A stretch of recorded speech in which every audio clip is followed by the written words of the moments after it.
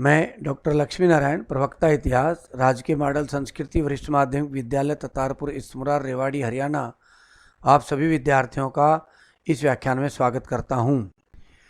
आज के अपने अध्याय का नाम है भक्ति सूफी परंपराएं, धार्मिक विश्वासों में बदलाव और श्रद्धा ग्रंथ। लगभग 8वीं से 18वीं सदी तक के काल को इसमें हम पढ़ेंगे। आज के अपने उपविषय रहेंगे इस्लामी परंपराएं और दूसरा उपविषय है इसी से मिलता हुआ सूफी मत का विकास। अब विद्यार्थियों, सबसे पहले इस्लामी परंपराओं के बारे में पढ़ते हैं। भारतीय उपमहाद्वीप के पश्चिम के अरब क्षेत्र में इस्लाम धर्म अस्तित्व में आया, यानी कि अफ़गानिस्तान तक भारत था और अफ़गानिस्तान के पार करके आज के ईरान इराक क्षेत्र और उससे आगे का क्षेत्र, ये पश्चिम का क्षेत्र था, उस अरब क्षेत्र में इस्लाम धर्म अस्तित्व में आया था। भारतीय उपमहाद्वीप भी इससे अछूता नहीं रहा। अरब व्यापारियों के साथ इस्लाम धर्म भी भारत में आया। अरब देश से अनेक व्यापारी भारत आते थे तो इस्लामी परंपराएं वो लेकर आते थे। केरल क्षेत्र में भी अरब व्यापारियों के माध्यम से ही इस्लाम भारत में आया था। 711 ईस्वी में अरब के सेनापति मोहम्मद बिन कासिम ने सिंध को विजित कर लिया और सिंध को खलीफा के क्षेत्र में मिला लिया। 13वीं शताब्दी के आरंभ में तुर्क और अफगानों ने दिल्ली सल्तनत की नींव रखी और दक्षिण भारत तक इस्लाम फैल गया। यानी कि मोहम्मद गौरी के समय में इस्लाम भारत में जमा और धीरे धीरे यहाँ सल्तनत की स्थापना हुई और फिर सुल्तानों ने दक्षिण भारत तक इस्लाम को फैलाया, क्योंकि इस्लाम शासकों का स्वीकृत धर्म था। यह स्थिति 16वीं शताब्दी में मुगल सल्तनत की स्थापना के साथ भी बरकरार रही। 18वीं सदी में जो क्षेत्रीय राज्य उभर कर आए उनमें कई राज्यों के शासक मुसलमान थे। अर्थात औरंगजेब की मृत्यु के बाद भारत में अनेक क्षेत्रों में अनेक नवाबों ने अपनी अपनी स्वतंत्रता की घोषणा कर दी। उनमें ज़्यादातर नवाब मुसलमान थे और अनेक क्षेत्रीय राज्य उभर कर आए थे। मुस्लिम शासक उलमा के मार्गदर्शन में राज चलाना चाहते थे। उलमा धर्मगुरु होते हैं मुसलमानों के, परंतु भारत की अधिकतर जनसंख्या मुस्लिम धर्म को न मानने वालों की थी।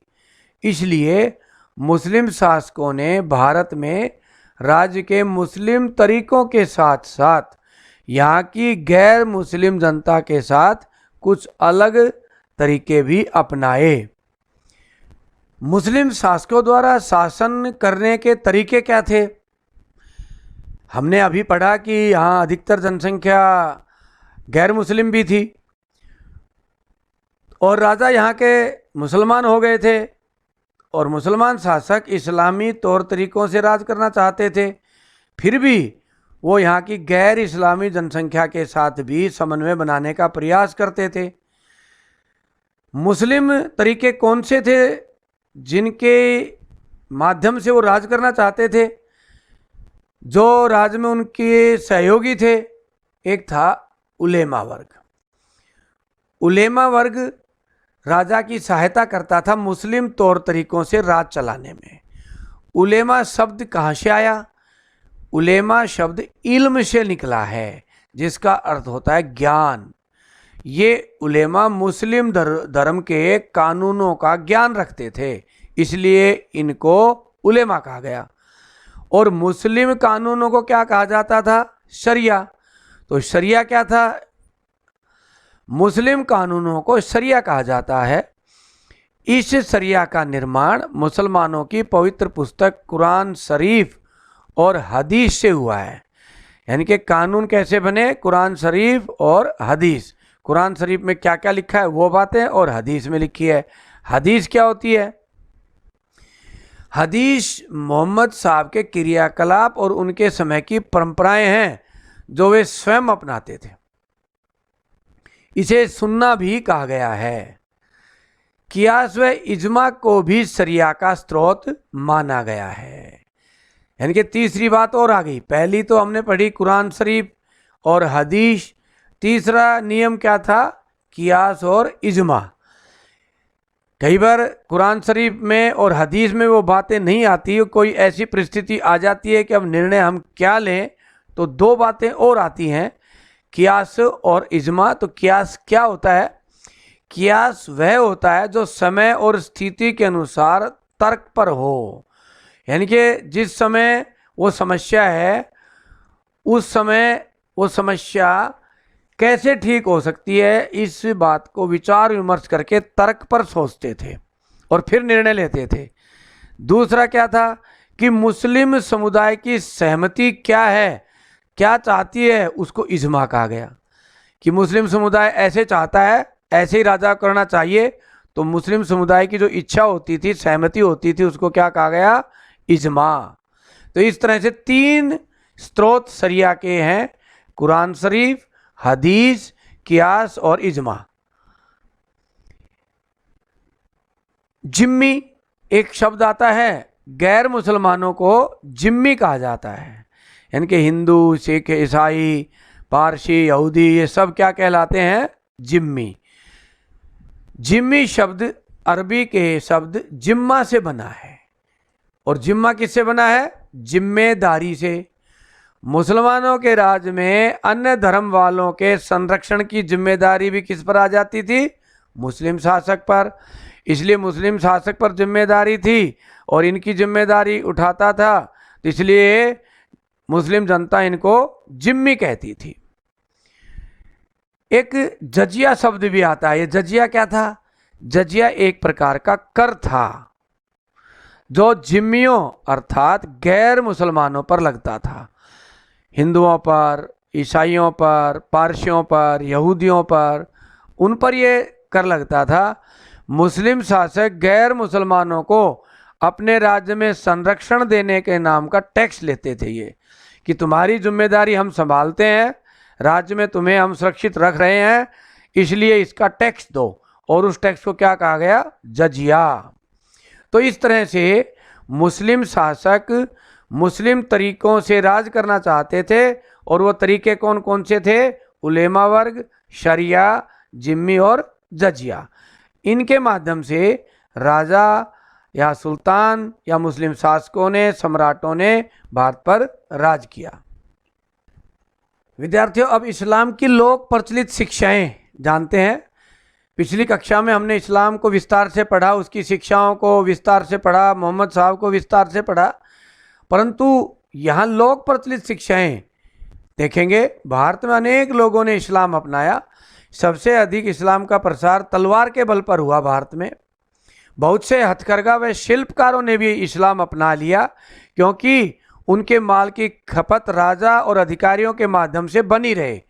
इन लोगों ने अपनी जीवन शैली व परंपराओं का पूर्ण रूप से परित्याग नहीं किया। जैसे हिंदू जीवन शैली में जीते थे और हिंदू जीवन शैली में जो उनकी परंपराएं थी वो भी अपनाए रखी, और मुस्लिम परंपराओं को भी अपना लिया। तो इस तरह से वो सामान्य सी 5 परंपराएं थी जो इन्होंने अपनाई या उनसे आग्रह किया कि तुम मुसलमान बने हो, ये 5 बातें ध्यान रखो। पहली, अल्लाह एकमात्र ईश्वर है।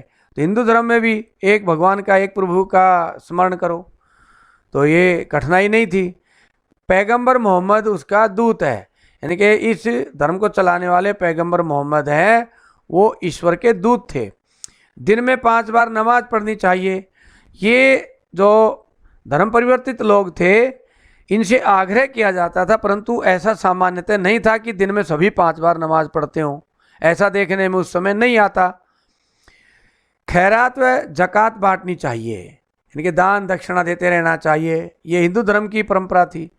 जीवन में एक बार हज की यात्रा पर मक्का जाना चाहिए। जैसे हिंदू लोग तीर्थों पर जाते हैं, ऐसे उनसे आग्रह किया कि अब तुम मुसलमान हो गए हो, अब तुम्हें जीवन में एक बार मक्का की यात्रा करनी चाहिए, जिससे तुम्हारी मुक्ति होगी।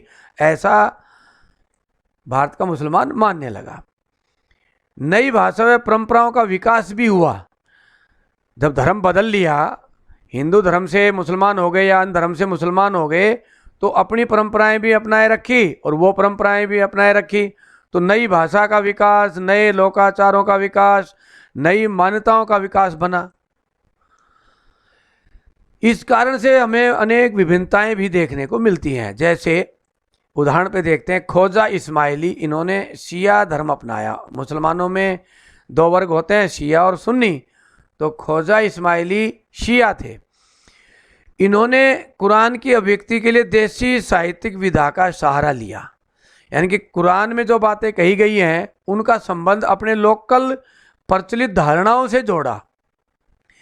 इसी तरह से पंजाबी, सिंधी, मुल्तानी, कच्छी, हिंदी, गुजराती भाषाओं के गीत भारतीय मुसलमान प्रार्थना के दौरान गाते थे, क्योंकि जब वो हिंदू थे तो भक्ति आंदोलन के संतों के माध्यम से, उससे पहले ये था कि भक्ति करनी हो तो भगत भजन कीर्तन गाते थे। तो ऐसा उन्होंने मुसलमान बनने पर जारी रखा और अल्लाह को उन भजनों के माध्यम से याद करने लगे। तीसरा, मुसलमान व्यापारी जो केरल में बस गए थे, जो अरब देश के रहने वाले थे या अन्य क्षेत्रों के रहने वाले थे और केरल में आकर बस गए थे, उन्होंने वहाँ की केरल की परंपराओं को अपना लिया। जैसे अन्य क्षेत्रों में मुस्लिम परंपराओं के साथ साथ हिंदू परंपराओं का समन्वय बनाया, ऐसे ही बाहर से आकर बसने वाले मुसलमानों ने भी यहाँ की परंपराओं को अपनाया। जैसे केरल का उदाहरण लेते हैं, केरल में उन्होंने मलयालम भाषा को अपना लिया, अरबी छोड़ दी। और वहाँ कुछ परंपराएं हैं मातृकुलीयता या मातृगृहता की, वो भी अपना ली उन्होंने, जो केरल की सामान्य परंपरा है। इस तरह से जो हिंदू परंपराएं थी वो अरब के मुसलमानों ने भी केरल की बहुत सी अपना ली। बाहर से आए मुस्लिम व अन्य समुदायों के नाम। हमारे अध्ययन काल के समय में हिंदू और मुसलमान शब्दों का प्रचलन कम माना जाता है, बल्कि उनको उनके क्षेत्रीय नामों से ही पुकारा जाता था। भारत की यह परंपरा पुरानी भी रही है।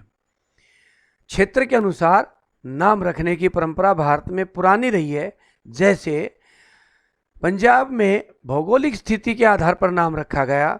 5 नदियों का आब है तो उसको पंजाब कहा गया और वहाँ के लोगों को आज भी पंजाबी कहा जाता है। ऐसे ही राजस्थान का बैराठ इलाका है।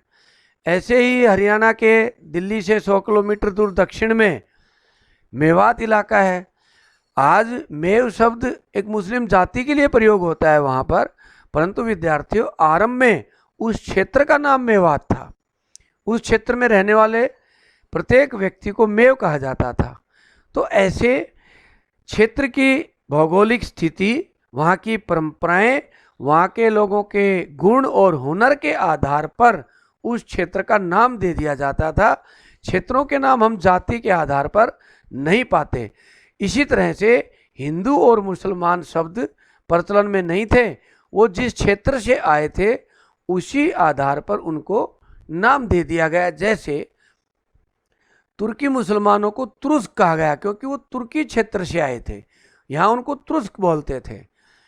ऐसे तजाकिस्तान के मुसलमानों को ताजिक कहा गया। फारस से आए लोगों को पारसिक कहा गया, हम आज भी उनको पारसी बोलते हैं जो फारस से आए थे। तुर्क और अफगानों को यवन और शक कहा गया। अब जैसे यवन शब्द है, विद्यार्थियों मुस्लिम काल से पहले भी जो आक्रमणकारी भारत में आए, उत्तर पश्चिम से जो भी आक्रमणकारी भारत में आए, उनके लिए एक सामूहिक शब्द प्रयोग होता है भारतीय इतिहास में, भारतीय परंपराओं में। वो शब्द है यवन। यवनों के आक्रमण ऐसे बोलते हैं। वो चाहे मुसलमानों के आक्रमण रहे हो या मुस्लिम पीरियड से पहले के आक्रमण रहे हो, सबको यवन शब्द से कहा गया। इसी तरह से एक शब्द और प्रचलन में आया, वो शब्द है मलेच्छ। अब ये मलेच्छ कौन होते थे, किनको कहा गया? बाहर से आए इन सभी समुदायों के लिए एक शब्द मलेच्छ प्रचलन में आया था। चाहे वो तुर्क हो, ताजिक हो, पारसिक हो या यवन शक हो, सबको क्या कहते थे? मलेच्छ हैं ये। अब मलेच्छ क्यों कहते थे, इसका भी एक कारण था। भारत में वर्ण व्यवस्था और जाति व्यवस्था थी। 4 वर्ण थे, ब्राह्मण, क्षत्रिय, वैश्य और शूद्र। अब वो मलेच्छ लोग किसी भी वर्ण में शामिल नहीं थे, कोई भी उनकी जाति नहीं थी। दूसरी बात ये भी थी कि वो ना संस्कृत बोलते थे, ना ही संस्कृत से बनी अनेक भाषाएं उनमें से कोई भाषा बोलते थे, इसलिए ना वो संस्कृत से निकली भाषाएं बोलते थे, ना वो भारतीय वर्ण और जाति व्यवस्था में थे, इसलिए उनके लिए अलग से एक शब्द प्रयोग में ला दिया गया, मलेच्छ। और इस तरह से उनकी एक सामूहिक जाति थी, चाहे वो मुसलमान थे, चाहे वो पारसी थे, चाहे वो यवन और शक थे, उन सबको क्या कहा गया, मलेच्छ। अब विद्यार्थियों, अब सूफी मत के बारे में पढ़ते हैं कि सूफी मत क्या था और उसका भारत में कैसे विकास हुआ। खिलाफत की धार्मिक व राजनीतिक संस्था के रूप में शक्ति बढ़ती जा रही थी। ये कुरान व सुन्ना पर जोर दे रहे थे। इस बढ़ती शक्ति के खिलाफ कुछ आध्यात्मिक लोग खड़े हुए। इनके आध्यात्मिक आदर्श इस प्रकार थे, यानी कि कुरान पर जोर दे रहे थे कि जो भी मुसलमान बने वो कुरान का अध्ययन करे, कुरान के अनुसार चले, सुन्ना को माने जो हदीस में लिखा हुआ है। हदीस और सुन्ना मैंने अभी बताया था, पैगंबर मोहम्मद के समय की जो परंपराएं थी या उनके समय की जो घटनाएं थी या जो उन्होंने निर्णय लिए थे वो सुन्ना में आते हैं। तो खलीफा के अनुयायी जो थे वो कुरान व सुन्ना पर जोर देते थे कि इनको मानो, जबकि सूफी संत इनके विरोध में थे और इन्होंने कुछ अलग से कुछ आदर्श, कुछ नियम बनाए सामान्य से। क्या थे वो? इन आध्यात्मिक लोगों ने रहस्यवाद और वैराग्य की ओर झुकाव हुआ कि सब कुछ त्याग करके और प्रभु भक्ति, अल्लाह की भक्ति में लीन होने पर जोर दिया और ईश्वर भक्ति यानी कि अल्लाह की भक्ति पर बल दिया। ऐसा ही हमारे भक्ति आंदोलन में चल रहा था। मोहम्मद को इंसान एक कामिल बताया, यानी कि भगवान या इस तरह नहीं बताया। उन्होंने कहा कि वो इंसान एक कामिल थे। इंसान एक कामिल का अर्थ होता है मर्यादा पुरुषोत्तम राम की तरह। जैसे मर्यादा पुरुषोत्तम हम राम को कहते हैं, ऐसे ही मोहम्मद को भी इन्होंने क्या कहा कि वो मर्यादा पुरुषोत्तम थे और इसलिए उनके बनाए या उनके बताए मार्ग का हमें अनुसरण करना चाहिए। कुरान की व्याख्या भी अपने निजी अनुभवों के आधार पर की इन्होंने अलग से। खलीफाओं की व्याख्या इन्होंने नहीं मानी। खिलाफत या खलीफाओं के द्वारा जो सुन्ना की यानी कि मोहम्मद साहब के समय की परंपराओं की जो व्याख्या थी वो सूफियों ने नहीं मानी। इस तरह हम देखते हैं कि ये सूफी कट्टरवाद से कुछ दूर थे और हिंदुओं की जो परंपराएं थी उनको थोड़ा थोड़ा अपनाते जा रहे थे, एक बीच का मार्ग ये ले रहे थे। ये आगे हम और देखेंगे। सूफी शब्द के बारे में जानते हैं कि ये कहाँ से आया। सूफी शब्द अंग्रेजी शब्द सूफीज़म का समानार्थक माना गया है। इस्लामिक साहित्य में इसको तसव्वुफ कहा गया है।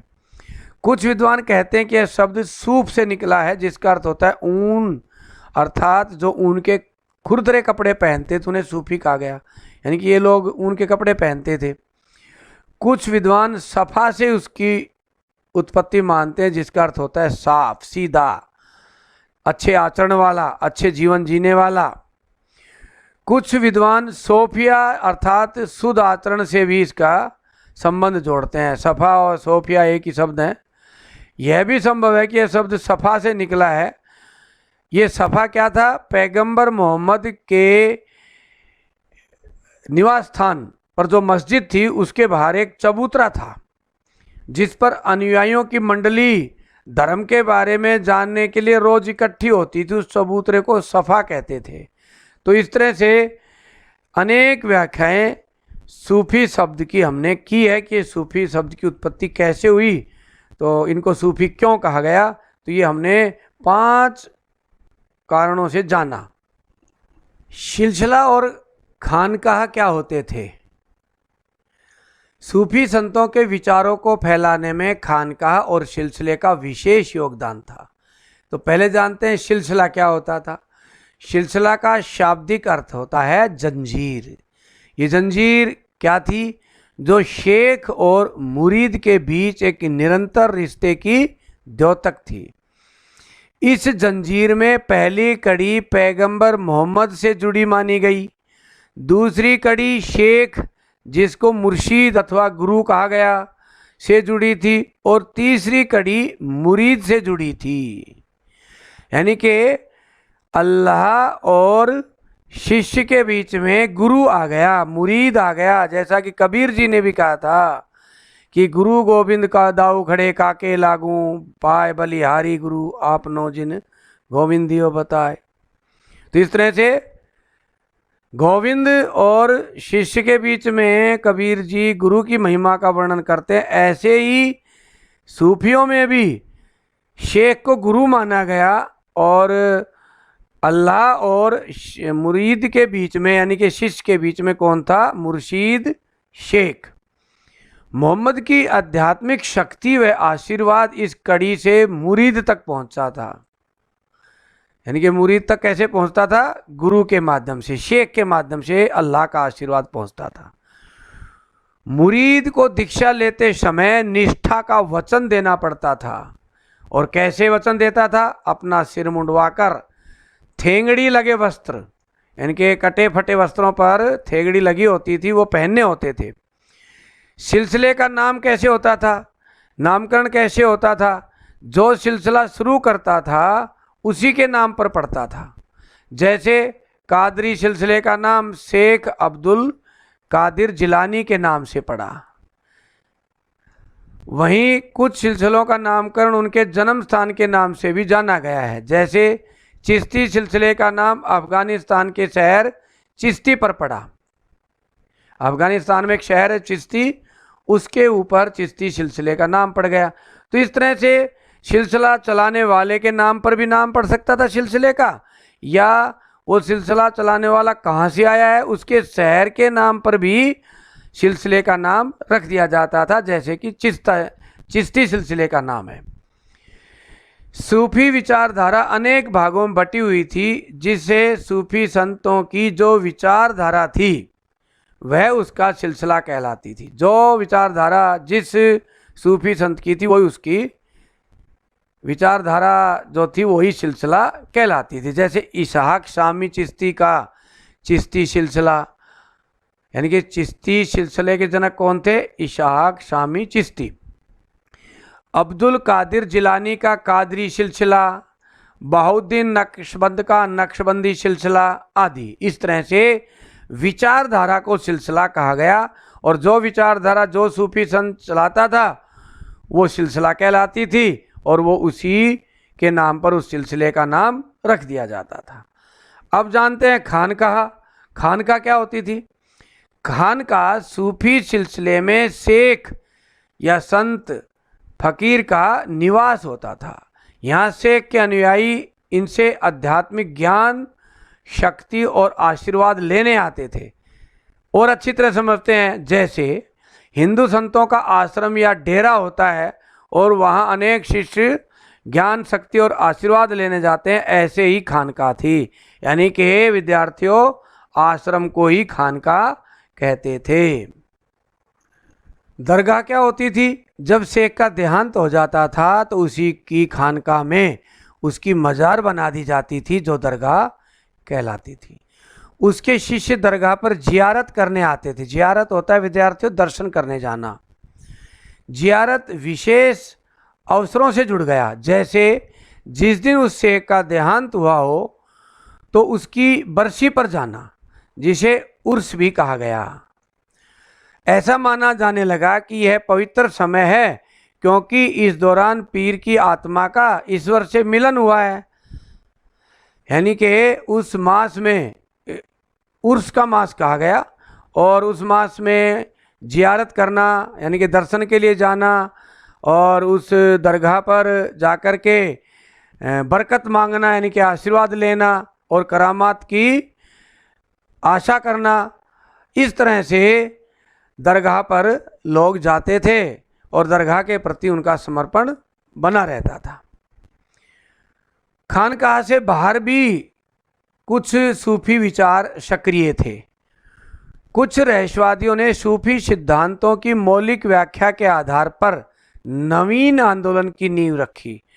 खानकाह का तिरस्कार करके, खानकाह मतलब जो संत बड़े बड़े आश्रमों में रहते थे बड़े ऐशो आराम के साथ, अनेक वस्तुओं के साथ इनका इन्होंने तिरस्कार किया और ये फकीर की ज़िंदगी बिताते थे। निर्धनता और ब्रह्मचर्य का जीवन जीना ही ये गौरव समझते थे।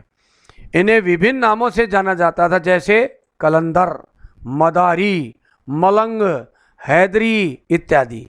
ये लोग शरिया की अवहेलना करते थे। शरिया हमने पढ़ा, मुस्लिम कानून को कहते थे, इसलिए ये बेशरिया थे। यानी कि कलंदर, मदारी, मलंग, हैदरी ये घूमते रहते थे, मस्त रहते थे, इन्हें मतलब ही नहीं था कुरान का या हदीस का, तो इसलिए ये बेशरिया कहलाए। यानी कि ये मुसलमान नहीं है, ये मुसलमानों के नियमों का पालन नहीं करते हैं, परंतु थे तो वो मुसलमान ही, इसलिए इनको बेशरिया मुसलमान कहा गया। तो और अच्छी तरह समझते हैं, बेशरिया का क्या अर्थ होता है? जो मुस्लिम कानूनों को न माने वह बेशरिया होता है। बाशरिया जो शरिया का पालन करे, अर्थात मुस्लिम कानूनों का पालन करे, उसे बाशरिया कहा गया। विद्यार्थियों, अब चिश्ती सिलसिले के बारे में अलग से जानकारी लेते हैं। हमने अभी पढ़ा कि बहुत अधिक सिलसिले यहाँ सक्रिय हुए थे, परंतु सबसे अधिक सिलसिला जो सक्रिय हुआ वो चिश्ती सिलसिला था, और आज सबसे अधिक अनुयायी भारत में चिश्ती सिलसिले के हैं। सूफी समुदायों में चिश्ती सिलसिला सबसे अधिक प्रभावशाली था। इसका कारण यह था कि इन्होंने अपने को स्थानीय परिवेश में अच्छी तरह ढाला, यानी कि भारतीय परिवेश में ढाल लिया। जो भारत की परंपराएं थी वो भी अपनाई, भक्ति परंपरा की कुछ विशिष्टताओं को अपनाया। जो भक्ति संतों ने कुछ परंपराएं चलाई थी वो इन्होंने भी अपना ली। भारत में इस सिलसिले के संस्थापक ख्वाजा मुइनुद्दीन चिश्ती को माना जाता है। ये अरब से आए थे। आरंभ में ख्वाजा चिश्ती ने दिल्ली के ग्यासपुर में अपनी खानका स्थापित की, यानी कि ग्यासपुर में अपना आश्रम बनाया। बाद में वे अजमेर आ गए और अजमेर में ही उनका देहांत हुआ, जहाँ पर आज उनकी एक दरगाह है। इस दरगाह पर आने वाला पहला सुल्तान मोहम्मद बिन तुगलक था। यह दरगाह दिल्ली और गुजरात के व्यापारिक मार्ग पर पड़ती है, इसलिए इस मार्ग से अनेकों हिंदू और मुसलमान व्यापारी निकलते थे, तो वो यहाँ मन्नत मांगते थे, यहाँ रुकते थे, इसलिए यहाँ खूब आने जाने वाले लोग रहते थे। शेख की मज़ार पर सबसे पहली इमारत, यानी कि पहले अकेली मज़ार ही थी, यहाँ एक इमारत बनवाई लोगों के रुकने के लिए, और उस मज़ार पर एक इमारत बनवाई, वो ग्यासुद्दीन खलजी ने बनवाई।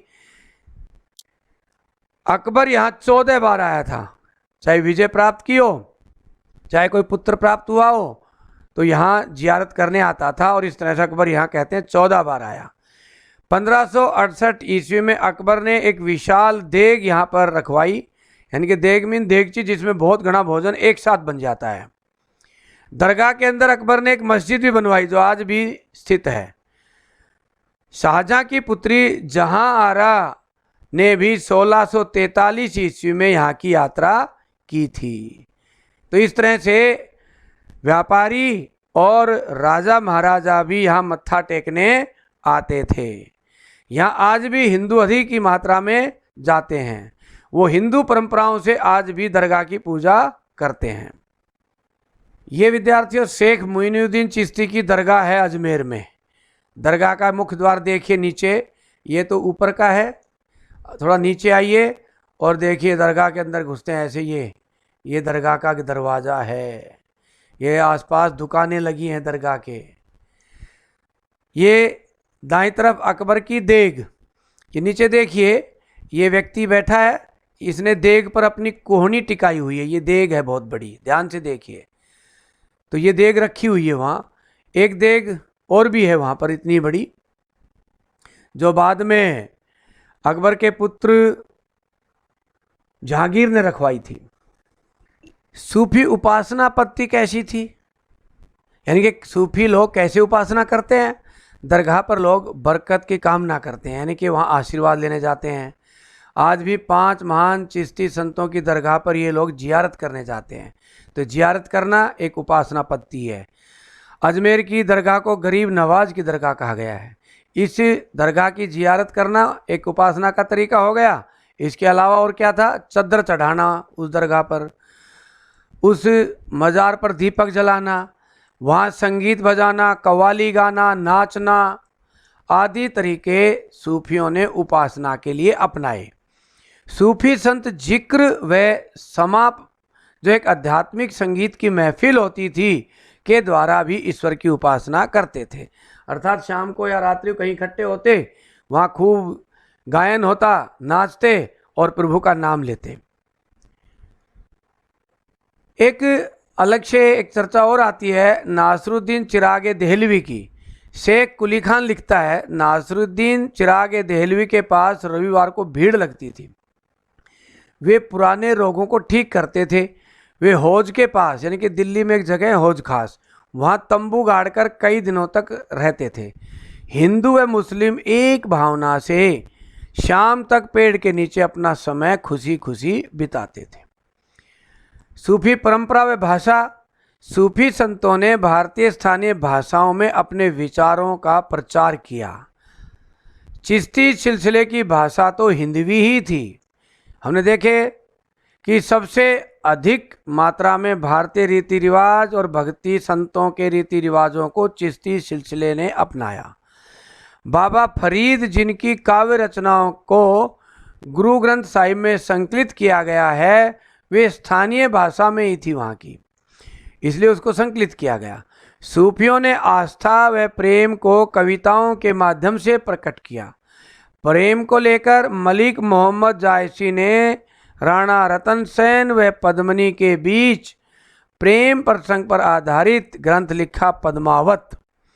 जायसी के अनुसार प्रेम आत्मा को परमात्मा तक पहुंचाने का मार्ग है।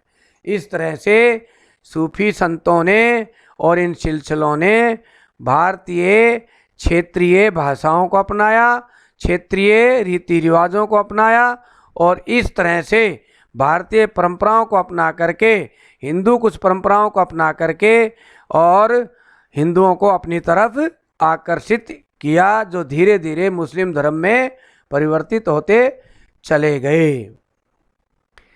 विद्यार्थी जानते हैं दक्षिणी कविता क्या थी? कविता की इस विधा की रचना 17वीं 18वीं सदी में कर्नाटक के बीजापुर क्षेत्र में विकसित हुई। इसे दक्षिणी कहा गया, यानी कि उर्दू का एक रूप है ये दक्षिणी। इसमें महिलाओं के दैनिक जीवन व कार्य प्रणाली की छोटी छोटी कविताएं चिश्ती संतों द्वारा लिखी गई, जैसे लोरीनामा, चरखानामा, शादीनामा इत्यादि। ये पारंपरिक कविताएं थी। महिलाएं इनको चरखा काटते हुए, चक्की चलाते हुए, बच्चों को सुलाते हुए शादी विवाहों में इन कविताओं को गाती थी। अब जानते हैं सूफियों के राजाओं से कैसे संबंध थे। चिश्ती संप्रदाय ने सत्ता से दूरी बनाकर रखी, परंतु इसका अर्थ यह नहीं था कि राजनीतिक अलगाव का भाव रखते थे। वो विशिष्ट वर्ग के लोग बिन मांगे अनुदान देते थे तो ये इसे स्वीकार करते थे। सुल्तानों ने खानकाहों को कर मुक्त भूमि अनुदान में दी। जैसे कि हिंदू राजा मंदिरों को भूमि दान करते थे, ऐसे ही सुल्तानों ने खानकाहों को भूमि दान में दी। दान संबंधी न्यास भी बनाए। धन को शेख अपने ऊपर खर्च नहीं करते थे। ये खानकाह में भोजन की व्यवस्था करने में, समा का प्रबंध करने में, आने जाने वालों के भोजन और रुकने की व्यवस्था करने में खर्च करते थे। परंतु चिश्ती संप्रदाय के लोगों ने कोई दायित्व पद राजाओं के यहाँ नहीं लिया, सुल्तानों के यहाँ नहीं लिया। परंतु एक दो सिलसिले ऐसे थे जिनके संतों ने पद लिए, जैसे सुहारवर्दी सिलसिला और नक्शबंदी सिलसिला ऐसा था जिसके संतों ने दरबारों में पद ले लिए थे। सूफी संतों की लोकप्रियता के कारण शासक भी उनका समर्थन हासिल करना चाहते थे, क्योंकि उनकी प्रजा में बहुत अधिक मात्रा में इन सूफी संतों के शिष्य होते थे। शासक इन सूफी संतों को अल्लाह के नज़दीक भी मानते थे, इसलिए शासक इन सूफी संतों की मानते थे।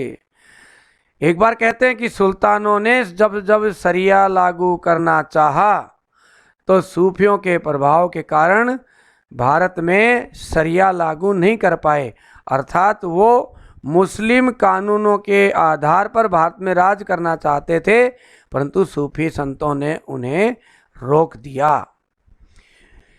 कभी कभार सुल्तानों और शेखों में तनाव भी हो जाता था छोटी छोटी बातों को लेकर। जैसे सूफी संत और सुल्तान दोनों ये उम्मीद करते थे कि वो दूसरा उसे झुककर प्रणाम करे और उसके कदम चूमे।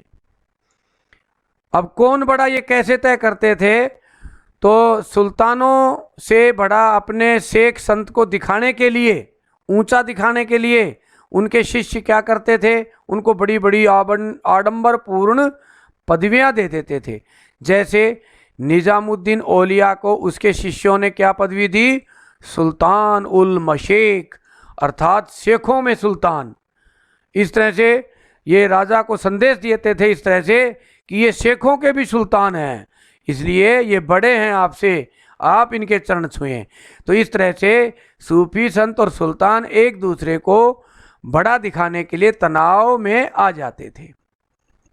विद्यार्थियों, अब पढ़ते हैं धार्मिक परंपराओं के इतिहास का पुनर्निर्माण, यानी कि भक्ति आंदोलन के संतों द्वारा रचित साहित्य और सूफी आंदोलन के सूफी संतों के साहित्यों से हमें इतिहास रचना में कैसे सहयोग मिलता है, यह जानने का प्रयास करते हैं। धार्मिक परंपरा के इतिहास निर्माण में भक्ति व सूफी संतों की कृतियाँ व उस समय की स्थापत्य कला व मूर्ति कला का बड़ा योगदान है। उस समय के देवीय स्वरूप को समझने को उत्सुक स्त्री और पुरुषों द्वारा लिखी गई काव्य रचनाएं आदि भी इतिहास के निर्माण में सहयोगी हैं। स्थापत्य कला यानी कि उस समय के भवन आदि हैं बड़े बड़े, या उस समय की जो मूर्तियां हैं, उनके माध्यम से इतिहास की जानकारी हम ले सकते हैं। परंतु ये जानकारी हम कब ले सकते हैं और कैसे ले सकते हैं? जैसे उस मूर्ति के बनाने वाले और उस संत के बारे में हमें पूरी जानकारी हो, या उस स्थापत्य कला को तैयार करवाने वालों के बारे में हमें जानकारी हो, उनके विचारों और आस्थाओं की हमें जानकारी हो, तभी हम स्थापत्य कला, मूर्ति कला के माध्यम से इतिहास का निर्माण कर सकते हैं। अर्थात हमें समन्वय बनाना पड़ेगा स्थापत्य कला का निर्माण करवाने वाले, मूर्ति कला को बनवाने वाले और उनके विचारों के बीच क्या संबंध था, तभी हम इतिहास का निर्माण कर पाते हैं। सूफी परंपरा के इतिहास के पुनर्निर्माण के लिए भी विभिन्न स्रोत हैं, यानी कि सूफी परंपरा का इतिहास लिखते समय हमें कुछ पुस्तकें मिलती हैं। अलबिन उस्मान हुजवीरी द्वारा लिखित पुस्तक कश्फ उल महजूब से पता चलता है कि भारत के बाहर की परंपराओं ने कैसे भारत के सूफी चिंतन को प्रभावित किया।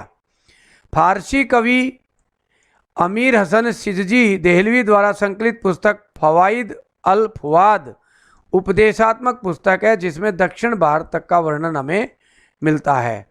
एक ग्रंथ मकतूबात सूफी संतों के पत्रों का संकलन है। इनमें धार्मिक सत्य के बारे में शेखों के विभिन्न अनुभवों का वर्णन मिलता है। सूफी संतों की जीवनियों का वर्णन करने वाली पुस्तक को तज़किरा कहते हैं। मीर खुर्द किरमानी ने शियार उल औलिया नामक चिश्ती तज़किरा लिखा। एक अन्य तज़किरा अखबार उल अखयार है, जिसका लेखक अब्दुल हक मुहद्दिस देहलवी है। इन तज़किरों की बातें बड़ी ही अद्भुत और अविश्वसनीय है। जैसे वो बरकत और चमत्कार को हमने पढ़ा, तो बरकत और चमत्कारों का वर्णन इन तज़किरों में मिलता है, फिर भी इतिहासकारों को इनमें काफ़ी जानकारी मिल जाती है। विद्यार्थियों, मुस्लिम कला के दो नमूने देखते हैं। ये उस समय की स्थापत्य कला के विशेष नमूने हैं। अभी हम पढ़ रहे थे कि स्थापत्य कला से ही और उस समय के लोगों के विचारों से ही हम इतिहास का निर्माण कर पाते हैं। तो मुसलमानों में मूर्ति निर्माण धर्म में नहीं है, तो उस समय वो भवनों को विशेष डिजाइन देते थे, उनकी स्थापत्य कला विशेष प्रकार की मिलती है। तो यहाँ हम दो मस्जिदों की स्थापत्य कला को देखते हैं। ये पहला बाईं तरफ आतिया मस्जिद मेमन सिंह बांग्लादेश में है। ये देखिए विशेष प्रकार का नमूना है, एक विशेष प्रकार की इसको बड़ी डिजाइनदार गोलाई दी गई, मीनारें बनाई गई, ऊपर गुंबद बनाए गए, साथ में ये ईंटों का निर्माण है। तो काफ़ी डिजाइनदार और बढ़िया स्थापत्य कला इसमें प्रयोग की गई है। इसी तरह से ये दाईं तरफ केरल की 13वीं शताब्दी की एक मस्जिद है, इसका भी विशेष है रूप है। देखो इसमें मीनारें नहीं है, गुंबद नहीं है। केरल में उस समय जिस प्रकार के मकानों का डिजाइन बनता था, जो उस समय के वो हिंदू कला थी, जो स्थापत्य कला का उस क्षेत्र का जो नमूना था, उसको अपनाते हुए उन्होंने उस समय मस्जिद का निर्माण करवाया। और हमने पढ़ा भी था कि अरब से आने वाले लोगों ने केरल के रीति रिवाजों को अपनाया था।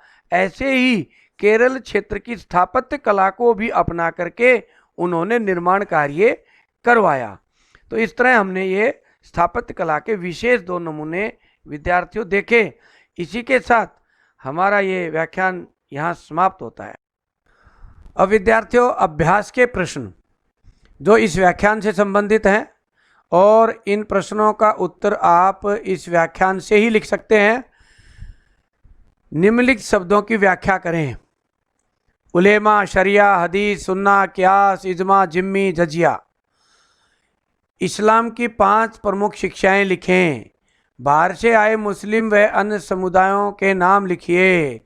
सूफी से क्या अभिप्राय है, इनकी उपासना पद्धति का वर्णन करें।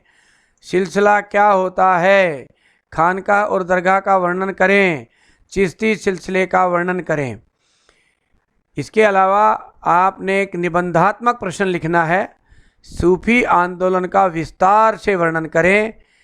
विद्यार्थियों, इस विस्तार से वर्णन का उत्तर आपको प्रश्न 4, 5 और 6 लिखेंगे तो उन्हीं को इकट्ठा लिख देंगे, तो वो सूफी आंदोलन का विस्तार से वर्णन हो जाएगा। इसी के साथ आज का हमारा व्याख्यान समाप्त होता है। आप सभी का बहुत बहुत धन्यवाद।